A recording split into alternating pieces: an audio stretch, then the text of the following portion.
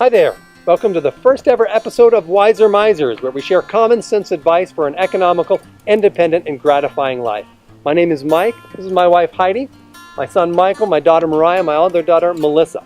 We sometimes call them My Mo Me for short. I told them for the video we could call them My Miser, Mo Miser, and Me Miser. They didn't think that was a very good idea.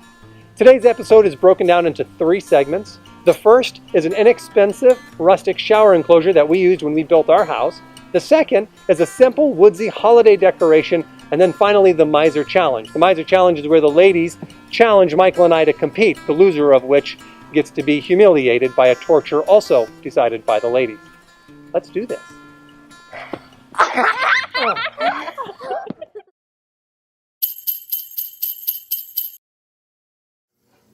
When we needed to install bathtub surrounds in our bathrooms, we looked at several options, including tiling as well as acrylic and fiberglass surrounds.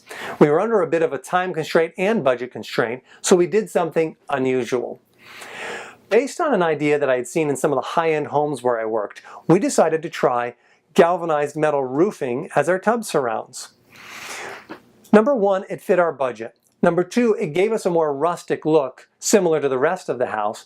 And number 3, it didn't feel as flimsy or cheap as some of the surrounds that we saw in the big box store. Let me take a minute and show you how we did this. First, we bought 1/2-inch treated plywood and put that around the walls. This gives us something solid to screw the metal to. We kept the plywood about 1/2 inch to 1 inch away from the tub base to prevent any potential wicking. Next, we used some flashing tape to seal the bottom of the plywood to the tub or shower base. I like the zip form tape because it's super sticky and long lasting.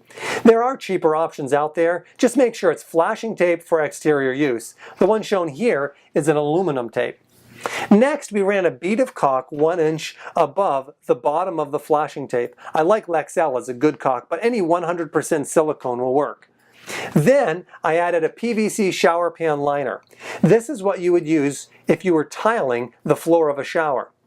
I like it because it's a durable moisture barrier. You can buy it by the foot or in pieces. I buy it by the foot, 5 feet wide, and then cut it in half so I can go up from the tub base 2.5 feet. I attach it with staples just to hold it in place, and then I make sure I press that liner into the caulk. Above that, I put tar paper or 30-pound felt. This ensures that if any water were to ever get behind the metal, it wouldn't cause rot. Now we're ready for the metal. The metal is fairly straightforward. It may take 2 people though to push the metal into the corner. It doesn't have to be perfect. Also, we attach the metal with roofing screws. One trick is make sure you put the roofing screws in the valley of the corrugation. That just ensures that when you're in the shower you don't bump it with your elbow. The seam of the metal, where the metal overlaps itself, make sure that's facing the opposite direction from which the shower is flowing. And finally, we ran a bead of caulk on those seams just to ensure that water wouldn't be able to get back behind the metal. What makes this job difficult is the penetrations. That's where the faucet comes through the metal. Now you can go online and see different pictures of how people get around this. We decided to use some leftover PVC board that we already had. After drilling for the fixture, we cut the metal around the PVC with some 10 snips. We used the galvanized Z-channel that for the top and for the bottom. The Z-channel is relatively inexpensive and can be purchased at any hardware store. We used a generous amount of caulk all the way around, attached it with some roofing screws. And when you're done, it looks like that.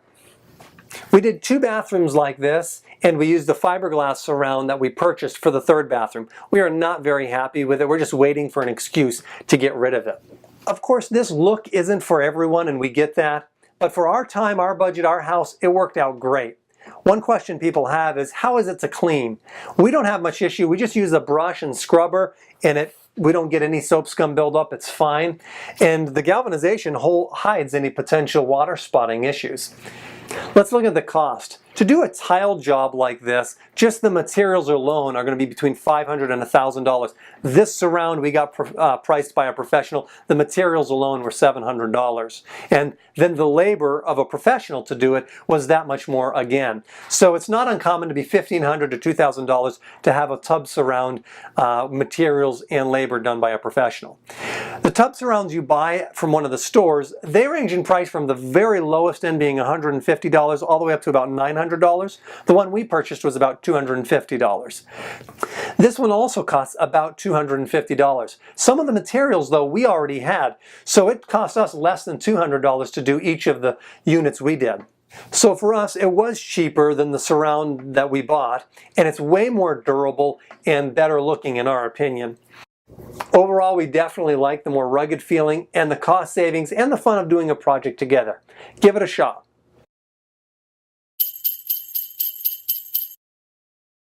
Hey everyone, Mariah here. I want to show you how to build a simple holiday candle holder like this one. First thing you have to do is find some trees. We looked for a while to find white birch since it feels more Christmassy, but you can use any variety available to you. Next, we flatten the bottom with a chainsaw and then table saw. Before drilling, we had to decide the type of candles so we would know the hole diameter. We decided we would use the battery-operated type to reduce the risk of fire. If you use the regular flame candles, you will want to get a candle holder, like glass jars for tea candles or foil drip catchers for tapered candles. You can buy the aluminum kind fairly cheap online. With our candle diameter, we measured and drilled the top. Then we sanded it. If the wood is dry enough, you can put a finish on it to bring out the grain. If your wood is green though, you will have to wait on this. Expect some checking or cracking on the ends if you're working with wet wood. Finally, we drop the candles in and voila! We have a simple holiday decoration or even a gift. Here are some other ideas that are quick and easy to make. My brother took a chunk of black walnut firewood and made this one, which has a cool feature. When you remove the tea candles, you will notice there is a smaller hole underneath it, which allows you to place these candles in it. A lot of people like this vertical one. Similar ones made from real birch retail for $30 to $50 online. And that's it. Happy creating!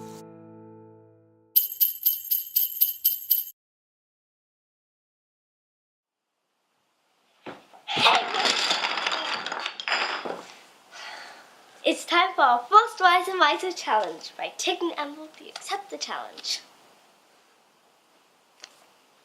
You open it. It's your turn. How is it my turn? This is the first ever... Just open the envelope.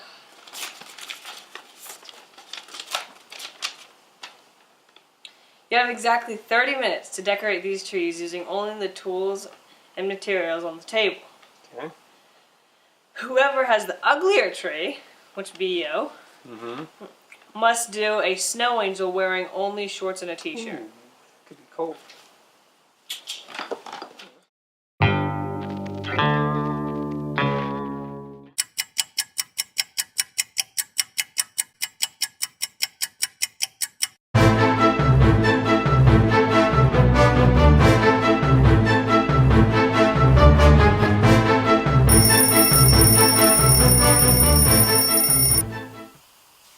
Your tree looks like an explosion in a yarn factory. Yeah, yours looked like an explosion in the pasta store, which was right next to the fabric store. And it had pliers in it. This? Who put pliers in my tree? It really makes it... Ripped paper?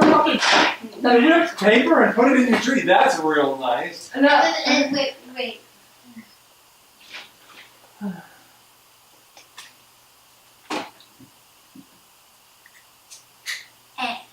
The winner of this competition of decorating these two unfabulous trees is both of you! Oh no, we both have to go into It was a tie?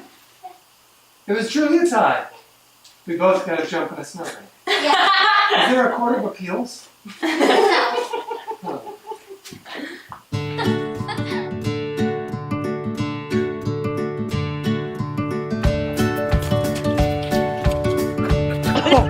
Okay, are you ready? We can do this. Yep. Oh. 1, 2, 3.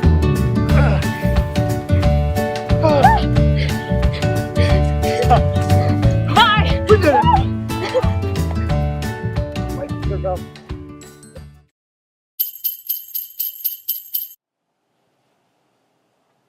Emmy, Elias, S.A., Melissa, here's my name. M-O-R-I-A-H, my sister is so lame. M-I-C-H-A-E-L, my brother is to blame. Oh, good tidings of sibling rivalry, rivalry. Oh, good tidings of siblings rivalry. Joy to the world, Mariah's here. Let all the house rejoice. I'm the king of Miserville, pasturing sisters with great skill. Can we stop? Can we just get a family picture? Yeah. Everybody smile.